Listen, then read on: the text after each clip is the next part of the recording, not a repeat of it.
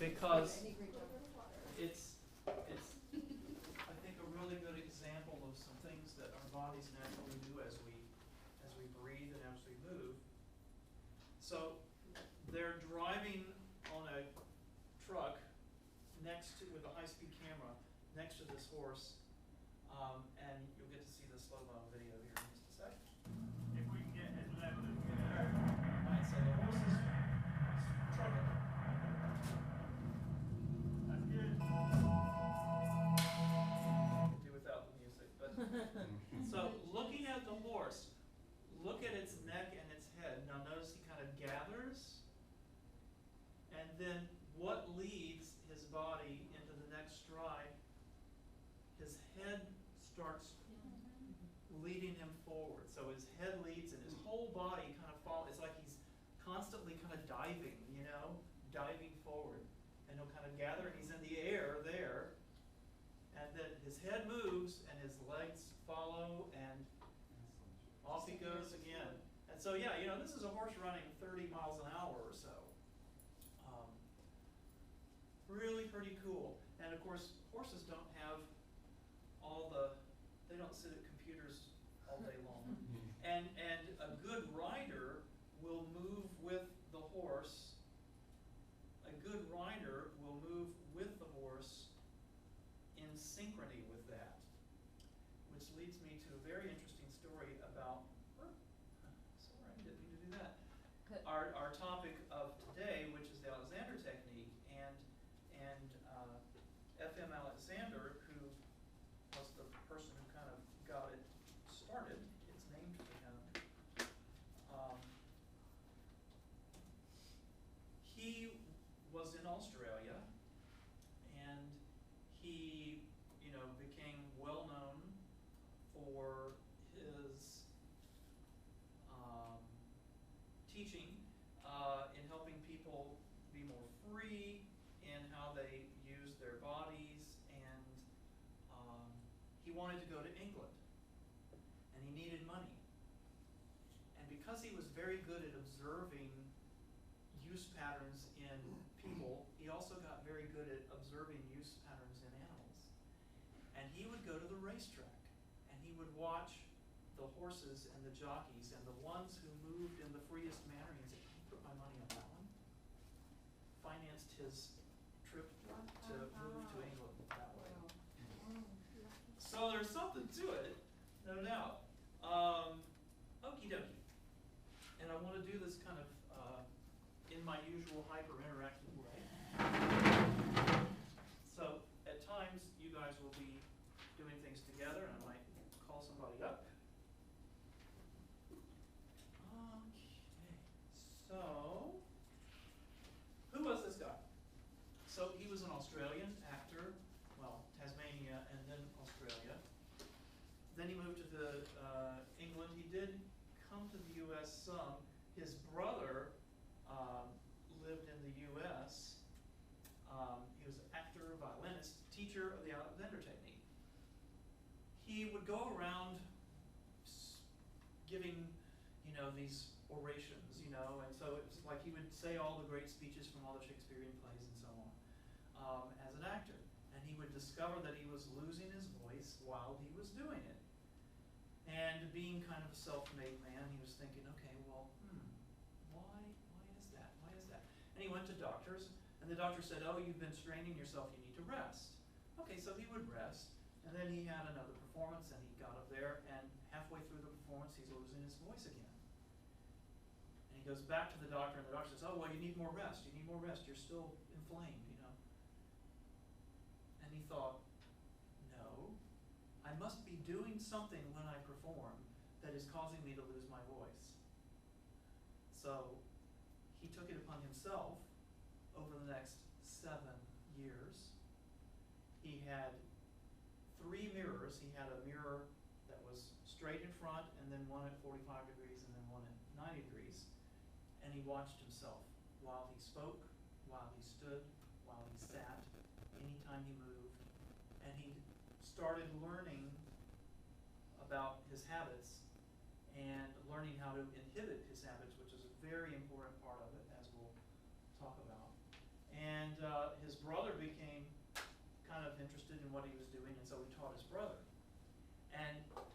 Alexander's voice recovered to the point where he became very well recognized for having this beautiful voice. And it was because he relearned, he re-tapped into that innate, easy use of his body that we're all born with. And then people started coming to him and saying, well, teach me how to do, you've recovered your voice and your voice is so wonderful, teach me how to do this. And so he started working with people, and his work, people noticed that it helped their breathing, and so then people were started to be referred to him, to help with their breathing and so on. Then he ended up moving to England, and he trained a lot of people. The first American that he certified to teach his technique was a woman by the name of Marjorie Barstow.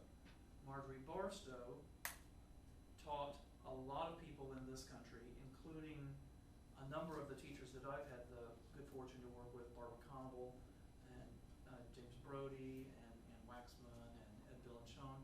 There's a whole crew of people who worked with Marjorie Barstow, who was trained by Alexander. So I think, there are people in this country you could go to who really, they're like the third generation of people in this work. And I know you've had a fair amount of work with this. Yeah. And so his brother also lived in, I think, the Boston area and taught a lot of people. So that's kind of the story of who Alexander is. So what the heck is it? Well, there's a lovely definition there, Barbara Connell. And the part that we're really concerned with is, this a means whereby the use of a part, a voice or an arm or a leg, is improved by improving the use of the whole body. Well, the area we're really concerned with, of course, is our neck, because that's where our larynx is, and the impact on breathing and the impact on our freedom to move on stage and to be expressive. So singers and actors have a real vested interest in this kind of work. And in fact, musicians and dancers are probably the two groups that have most been involved with, in the performing arts, with using Alexander technique. People who have studied Alexander technique, Paul McCartney, David Bowie. In fact, Paul McCartney has given quite a substantial amount of money for helping foster the Alexander technique and its teaching and research and so on. So Sir Paul has done some really good things with his money over the years. Couple more quick slides and then we're going to be up doing stuff. Come on, here we go. So we have a couple of key principles with Alexander technique. Primary control, that's this thing we're born in having. And what we just saw with that horse, that lengthening, in movement that we saw in the horse, that the whole horse's body lengthened as it went into the next stride. We lengthen as we exhale, if we are free. Most of us contract because we have habitual things that stand in the way of our primary control that we were born with, that easy use of our body, optimal, efficient use of our body. Then this whole business of freedom from downward pull. Well, what is downward pull? Well, we're all going to experience it. Please stand up. Okay, so you're going to stand, just kind of chill, right? Okay, now, on the count of 3, let your head fall back. 1, 2, 3. Right, that's that. You're sitting on the couch, you're watching TV, clicking clicker. Hey, let's see all this Dancing with the Stars. Yeah, this is not terribly comfortable, is it? Now, so your head went, you can come out of that. So if I can demonstrate and watch me, your head, I'm going to move so it's on the camera. Okay. So your head went back and down, right? And if you really take this into its fullest extent, notice my chest is starting to collapse. And I I start to shorten. Now the way out of that then is to free my neck. I let my head move forward and back up, and my whole body starts to lengthen and widen and release out of that. It is so fun. So try this, okay? So go back into your good old slump. Hey man, I'm cool. Okay? And then first thing to do is think about, I want to release this tension in my neck, and I'm going to do that by letting my head rock forward on its axis, and then I'm just going to let that release kind of trickle through my whole body. Do you feel any of that? That as soon as you got your head a little more back on balance, your body kind of went, ah. Okay? Now, a lot of us, you know, I'm in the same position. It's maybe not as drastic. You know, okay, I'm at my computer, right, I'm playing the piano. I'm in my slump. So how do I get out of it if I'm seated? Well, the first thing is just let my head release and rock forward and get back onto balance, and then cooperating. And this is where we're talking about this next thing, which is the constructive conscious control, where we're cooperating and we're using our thinking to inhibit our habits and to cooperate with that innate primary control that we all literally were born with. And that involves this, because we all get very end focused. We're very much, okay, pick up the pencil that I dropped on the floor, I'll put my keys in the door, okay, take a breath to sing, stand up, you know, those kind of things, and we don't pay attention to the process of how we do it. Okay, have a seat. And what Alexander discovered is that inhibiting that, okay, just do it. Stopping and saying, can I do this in an easier, freer manner? Can I stop myself between that stimulus to open the door, turn on the light, pick up the pencil, whatever the activity that I'm engaged in, pause, do it freely. Okay? And through the guidance of a teacher, because this is typically taught in groups, small groups, and then some individual sessions, through the guidance of a teacher, you start exploring what are your habits, and you start exploring the right way and the wrong way out of your habits. You know, the wrong way, okay, push myself up. That's what this is about, right? Up, up, up. No, that's just a different kind of bad. I just used, you know, movement muscles instead of allowing those deep postural muscles and releasing a lot of my habits to allow me to go up. Big difference. Okay. So, a few explanations of this. Yeah, it's our innate means of maintaining that balance, and it comes from our vestibular system. In your ears, you have the semicircular canals that are kind of at angles to each other, and they're filled with fluid, and you've got little hair cells and stuff in there. And so, you know, you whip your head around, it's telling you, okay, I'm moving in that plane. Whoa, head brush. You know, those things are really, really good for helping us know where we're oriented, how we're moving, and so on. Plus, we've got little receptors in all of our muscles, all throughout our body, that are sensitive to pressure and to stretch, particularly in your muscles. They're stretch receptors and so on. And we have our skeleton and so on. And it's all a matter, the primary control is all that stuff we're born with, which we then typically compromise through end gaining, you know. And I think it starts, there's lots of, if you did the Connable reading for today, she talked about, well, why, how does it start? You know, because babies, you see little babies, and they don't do all this scrunchy habit stuff that we do. As soon as, you know, they start moving around, it's like, they're still free. I used to watch my son when he was an infant and see him just sitting on the floor, really, really just plop his little hip joint. He'd just sit real easy, and he just so easy in his back and his neck and his movement. he loves to sit at the computer now, and I go by him gently, and I'll put my hand on his shoulder and say, "Is this sore right now, you know?" He'll go down, "Yeah." Okay. Don't need to hold that so tight when you sit there. Just little reminders. Anyway, she listed a whole bunch of things, but my thinking is, where does it start? When you start feeding kids the first little bit of solid food. Because you've got this, "Oh, this is yummy. This is yummy.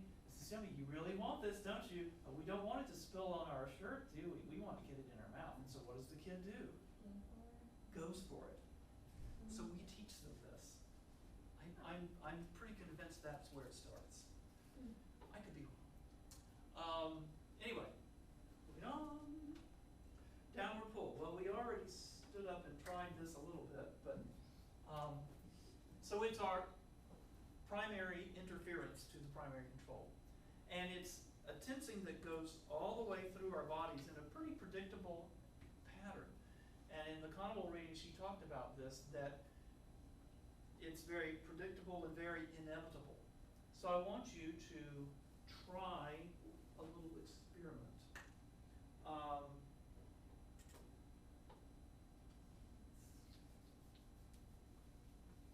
So stand again. We're going to do what we just did.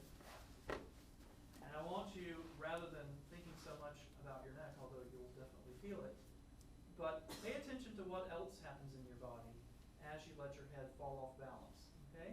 So just kind of let it rock and so on. Start feeling where else starts to tense up in your body. Okay, somebody call one out. Shoulders, legs, hips, lower back. You lock your knees up. Okay, you can release out of it now. You can release out of it. Okay? Yeah. So we're going to do a little experiment in a few moments with just how heavy your head is. I'm going to have one of you come experience lifting someone else's head without the other person helping, and just how heavy that is. Any of you ever picked up a little brother or sister or cousin, you know, when they are absolutely dead asleep, and how heavy their head is? You lift up and it's like, oh my God, you know, exactly. So we're going to play with that. Have a seat.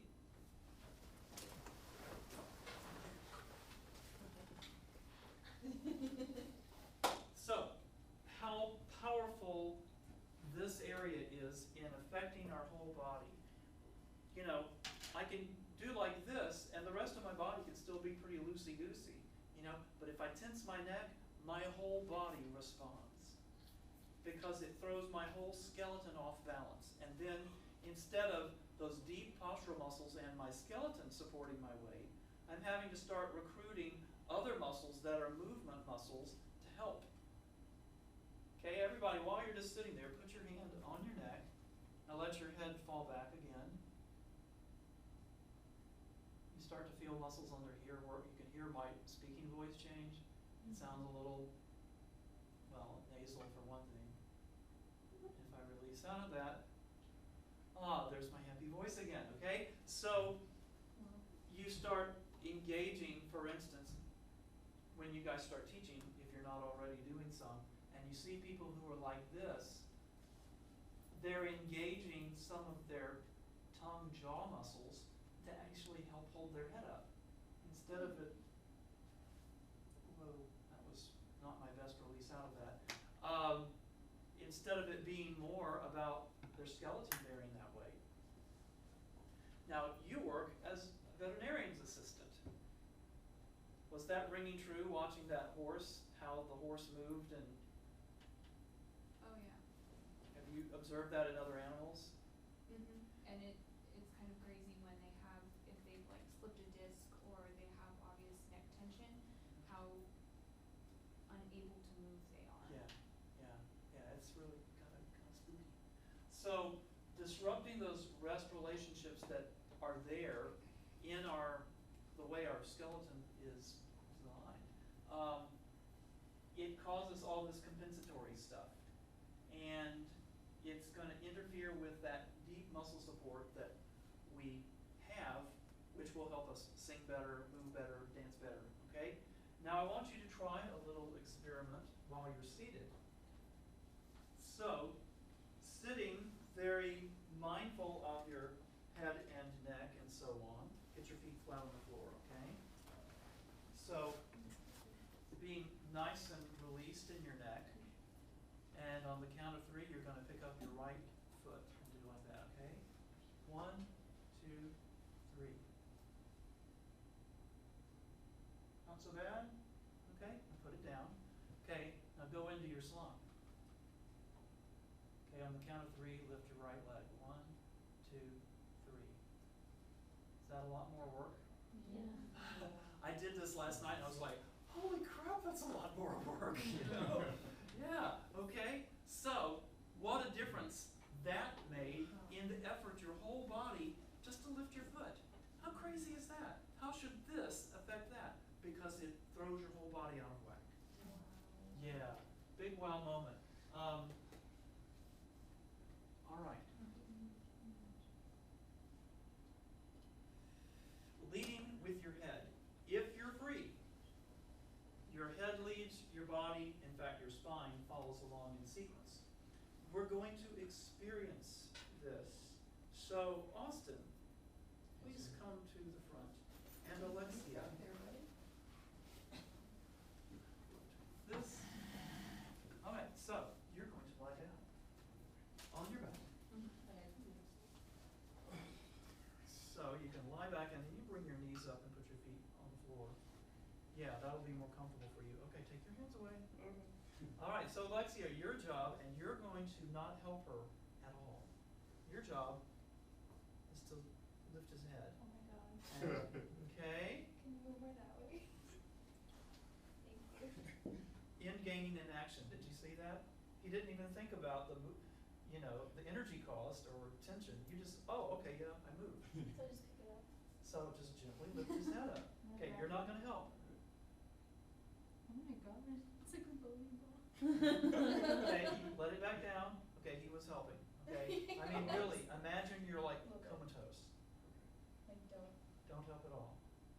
Oh my god, that's worse. Are you pushing back? Okay, so our head's very heavy, and it's balanced up there on the top of our spine. So if it's off balance, the whole rest of this is like, whoa, whoa, catch me, catch me. And you guys may get up now. The best way to get up is to roll to your side, roll to the side, and now support yourself up. That's a whole lot better than yanking yourself up. All right, golf applause for him. Yes.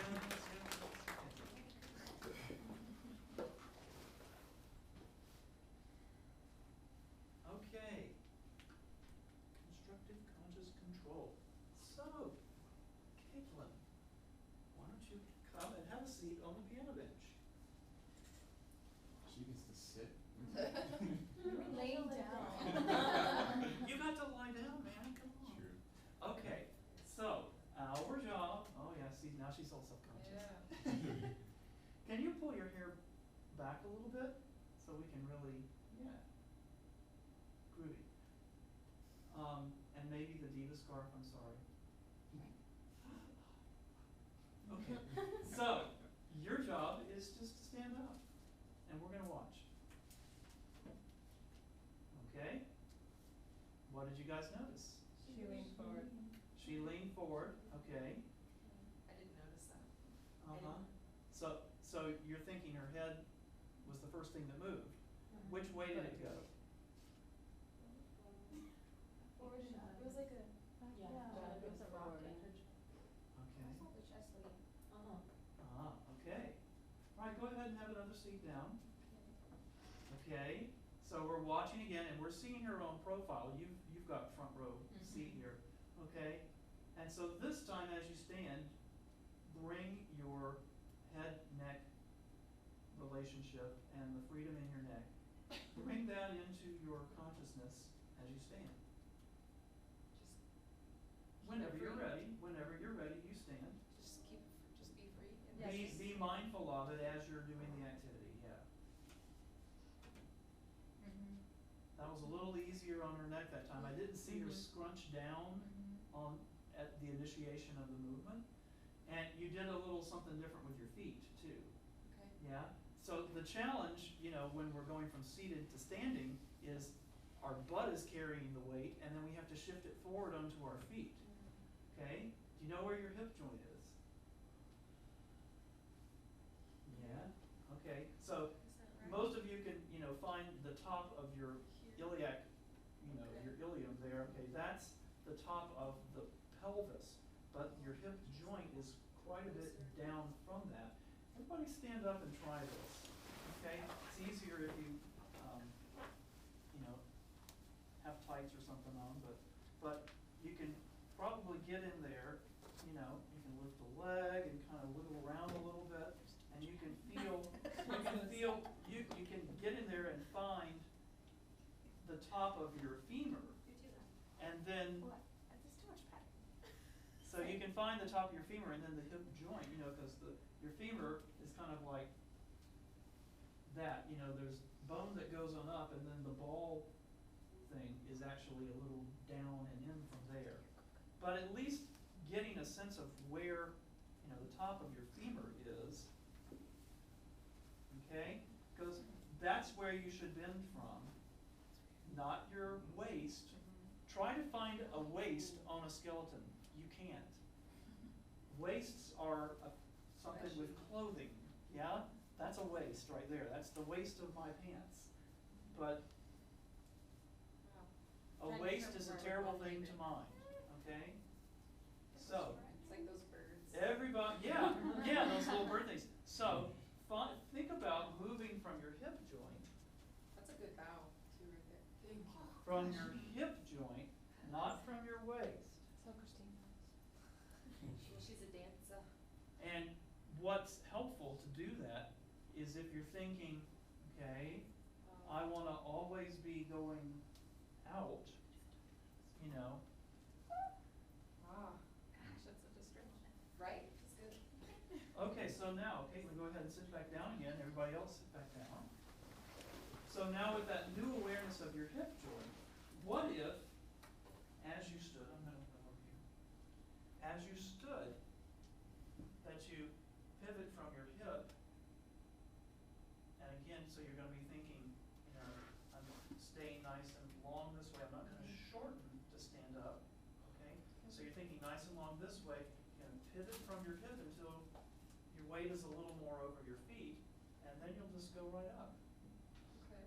Does that make sense? I think. Okay, give it a try. Okay, how'd she do, y'all? Getting A little too tense. a little too Yeah. Tense. Yeah, I mean, it's Okay. easy to get real precious about this, Oh, but okay. again, if you think about where's my hip joint, what did I just feel as I was sitting? Would you mind if I gave you a little assistance? No. Okay, so it's always a good idea if you're going to touch a student to ask. And this applies in voice lessons. It's like, may I, would it be okay if, and then if they say no, then you don't. Okay, so I'm here just to remind you of this Okay. and to kind of help you stay aware of that. And what we're going to do, we're just going to rock forward at your hip joint, and I'm just going to kind of remind you to not shorten here. Okay? Anytime you're ready, I'll follow you. Whoa. Okay? I tried to fight you. Yes, you did. Okay, go ahead and sit back down. You could rock more at your hip joint. I feel so awkward, like I'm like full bend. Yeah, you No, don't I have to mean- move I think you're moving your feet too back. Yeah. Yeah, like leave it a little bit So closer. if you lean, Just if you like lean this. forward, you're just shifting your weight. Yeah. Okay. All right, so bend at the hip and go. Oh, you fought me. I know, You yeah. really really clamped bad, down. yeah. Okay? Wow. Okay, so just we're not going to stand this time, okay? So we're just going to practice that rocking forward. Rock, okay? Still fighting. Yeah, just rock, staying easy in your neck. And my job is to not tense in my neck because I could transmit that to her. Oh So man. easy here, okay? And when you're ready, we're just going to rock, and when you get ready, why you just zip on up. It's very relaxing. Yeah? Okay.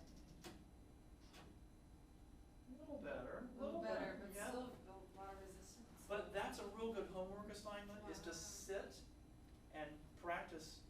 might, before you sit down, find your hip joints and then say, okay, I'm gonna just rock on my hip joint forward and go right up. Okay? It's this kind of work, and it seems like, standing up. But those are the little things that we do hundreds of times a day that add up and make such a difference. Control of minutia. And if you can inhibit the old habits in those kinds of things, then you can start to make a difference in where it really matters to you, like when I sing. My friend Jim Brody, who is the professor of oboe and Alexander technique at University of Colorado, to this day, I mean, he's a certified Alexander teacher, has been for 25 years. He will sit in his office, because he has some habits with picking up his oboe and going to the oboe, and he'll take 30 minutes out of his day on picking up the oboe and bringing it to him and starting and playing and working on inhibiting his habits. And he's got a mirror, he'll sit right in front of the door, he's got a mirror on the back of the door, and he'll just give himself a little lesson on, and it's like, put it down. Because we get so, okay, I want to play, you know, that we forget the process. And this is very non-Western, you know, as we're always taught to be very goal-oriented, but we need to be a little more process-oriented. And this is some of the same things that, like Dr. Allen's work on the mental skills, it's attention to the process. If you're process-oriented rather than goal-oriented, you perform better because you're not, you know, forgetting the moment. And so the process, really, really important. Cooperation with the primary control. It's not doing, but it's inhibiting those habits. It's, on the scientific level, it's intervention in that stimulus response. So if I do that, how many of you flinch? Yeah, we flinch. It's a flinch thing. It's that shortening, tensing, make myself smaller kind of habit in our body. I practice this little bits at a time. I really need to go, like take a week and go to Colorado and like just take a lesson every day with Jim or something. I'll be there next summer. I definitely will next summer. But I do this throughout the day. I'm sitting at my computer and I'll go, how did I get here? You know, how did I get here? How did I get here? How do I get out? Well, first thing is let my neck go. Free my neck, and then I know all the other stuff. Or I'll be brushing my teeth. Could I be freer in my lower back while I do this? Is it going to help me brush my teeth any better? This is just my thoughts going. Is it going to help my brush my teeth any better by shortening and tensing my arm like that? Can I be lazier? Can I use less effort to get the same thing accomplished? That's just a little game, you know, and you just kind of keep yourself aware of, is my neck free? Am I working optimally or not? Okay. It's really cool stuff. It's really cool stuff. So these were the things that Alexander used to fix himself. My neck to be free, my head to release forward and up, and so if you're here, that's down and back, forward and up. Now what you'll also notice is that your head gets forward of your body and it goes back relative to where it was, but in terms of this, it rocks forward, okay? So forward and up, my back to lengthen and widen.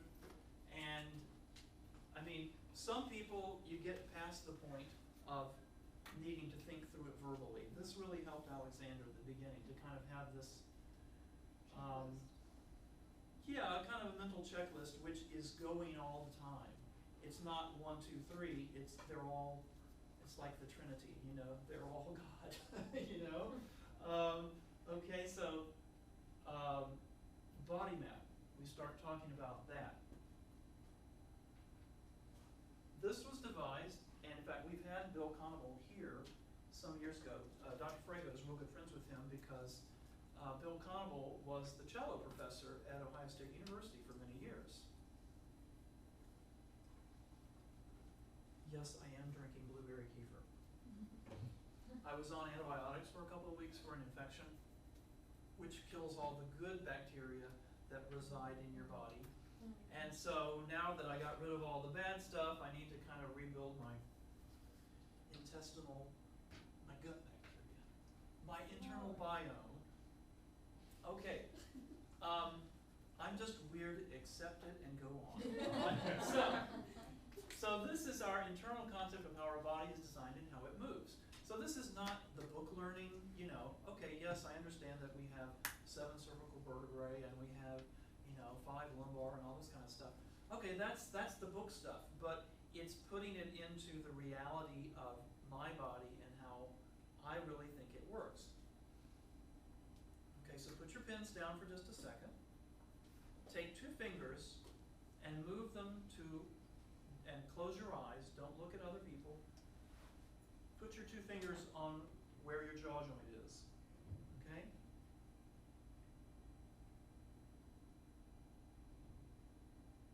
Most people are doing really fairly well. Okay, now open your eyes and look around the room. Keep your fingers there. Look around the room. We have a little difference of opinion, some more than others. Okay, so find your ears. Yeah? And you can feel the top of your, what's that, the ramus,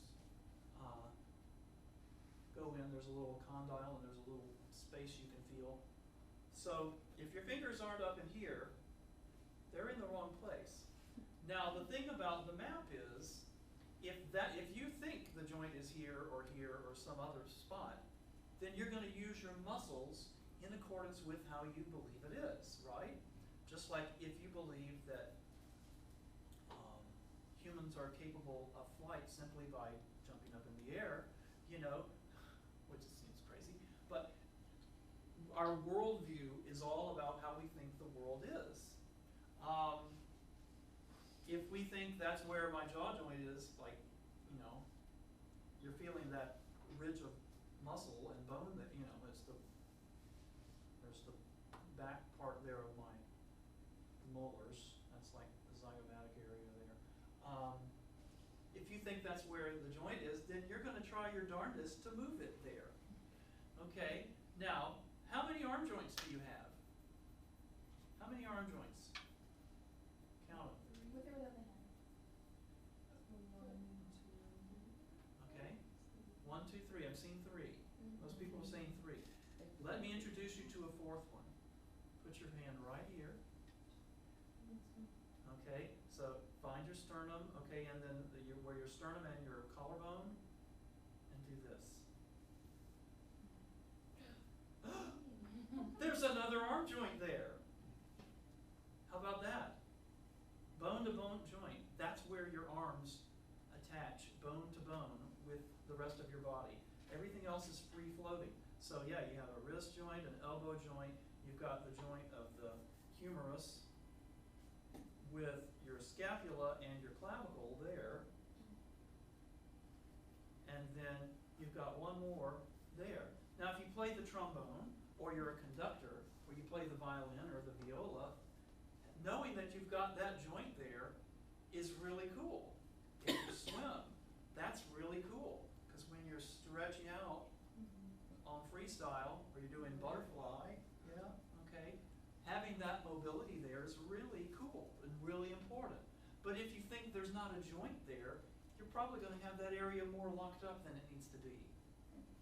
So you're going to use more effort and be susceptible to injury and so on. So if our map is inaccurate, we have problems. If our map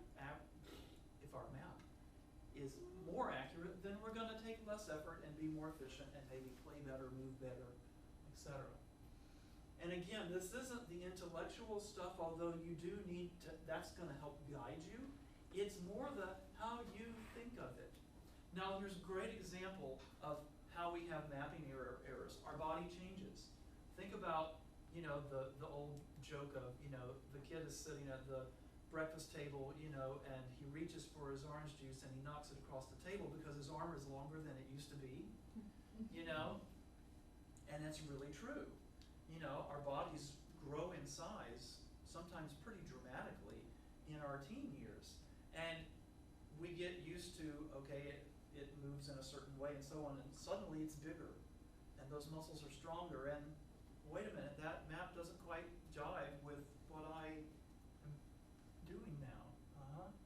So the mapping is a really important additional tool that is kind of a very helpful way for people to get the most out of the Alexander technique, I think, in a faster fashion, is that, and I think Alexander, were he alive today, would see the wisdom in it.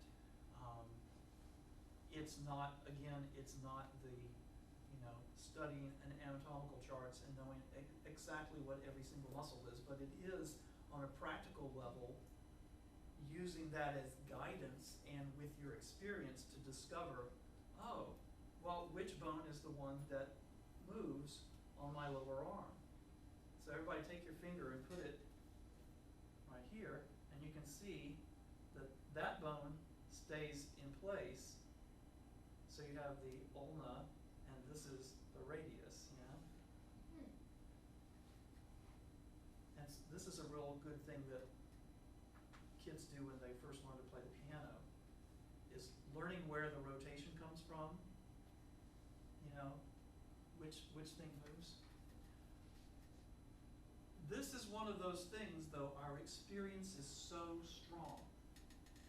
So strong. If you're so used to doing something a certain way, and someone has you try it a newer way, which is actually a freer, easier way, at first you're like, I don't trust that. That can't be right. That can't be right, because that doesn't feel normal. It feels out of control. That's me on the bench. New I might fall. Yeah, If exactly. I've been at the hips, I That's wouldn't right. just topple. That's right. And that's a very often a feeling when we first start experiencing that uprightness in the new way that isn't so hampered by our habits. It's like, I feel like I'm going to fall over. And of course you won't. So if our experience is rooted in our habits, then anything that's free is going to seem unstable, unfamiliar, off balance, etc. Okay, we stop noticing things after a while. We get desensitized to them. Are any of you aware, before I say this, of the sound that the fan is making or the lights?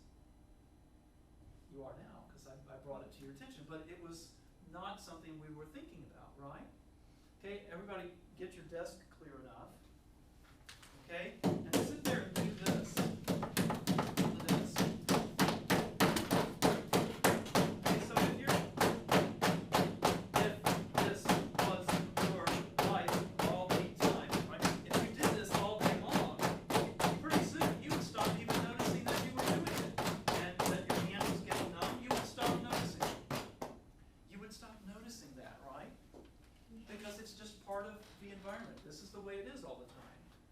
My back always hurts, my neck always hurts, my jaw always hurts. You stop noticing the fact that it's even tense. A little personal story. Several weeks ago, I was really having trouble with insomnia, like right leading up to the start of school. And I took some things off my plate and like really changed my schedule at home. I'm not taking work at home at all. I mean, like, if you call me, forget it. Don't send me an email after 6 o'clock, because I'm not going to read it until the next morning. I just have to put some boundaries, because I'm one to work all the time.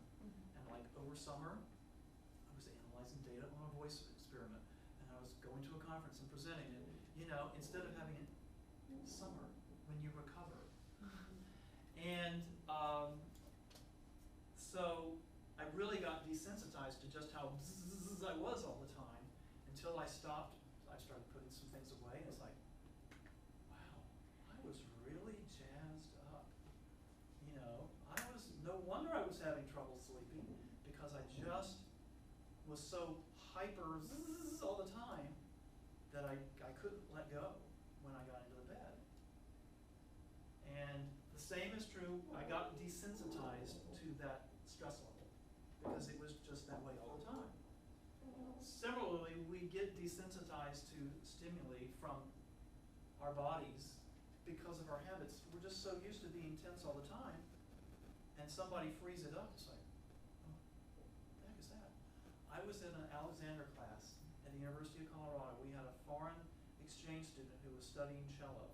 She was in the class, and we were all sitting around. Everybody's very friendly, and she's a real sweet girl. And but she was from the Czech Republic, so talk about a long way from home.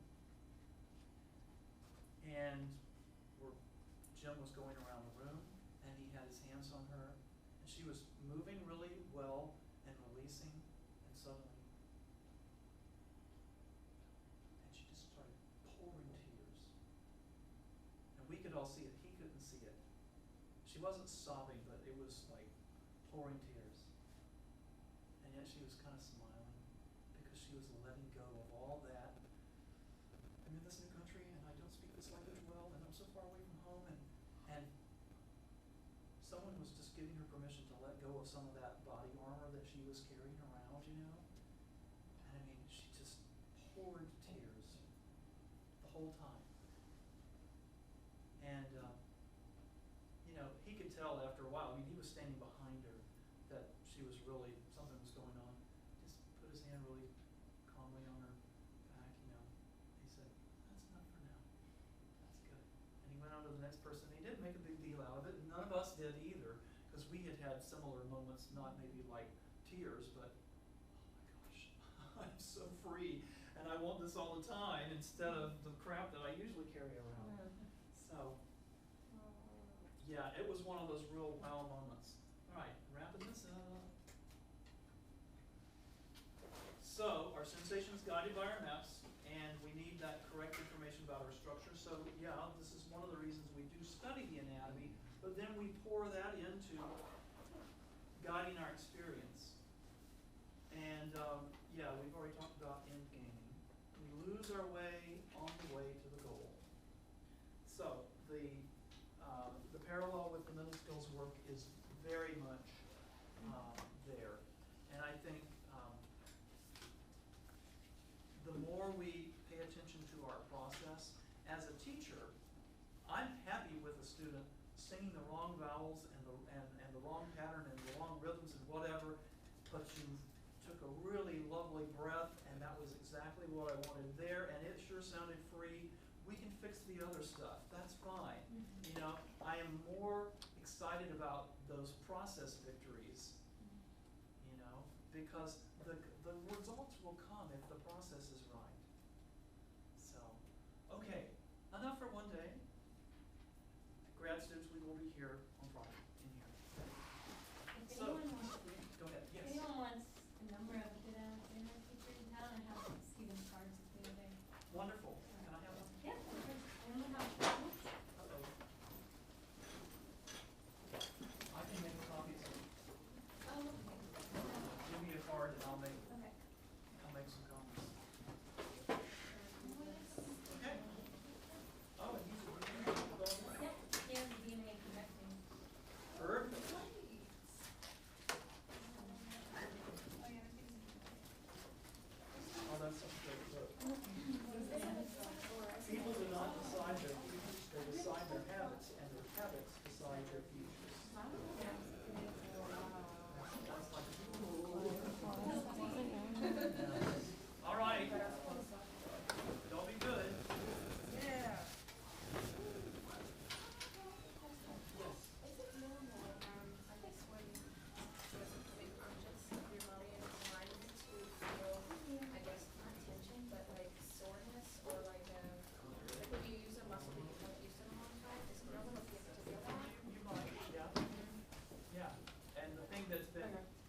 compensating and kind of helping, and now you're starting to actually engage the right stuff.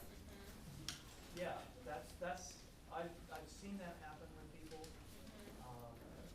As you kind of get a little more back online with some things, it's like, oh, wow, so I have to let that go. Oh gosh, And allow something else to yeah. engage that hasn't Yes. been engaging in a long Yeah, time, or yeah. maybe engages in a different way. Yeah, yeah. Oh, I think that is quite common. So that can be a good sign. Yeah, okay. I just want to make sure that the tension is not because maybe I'm compensating in a different area. Well, and that's also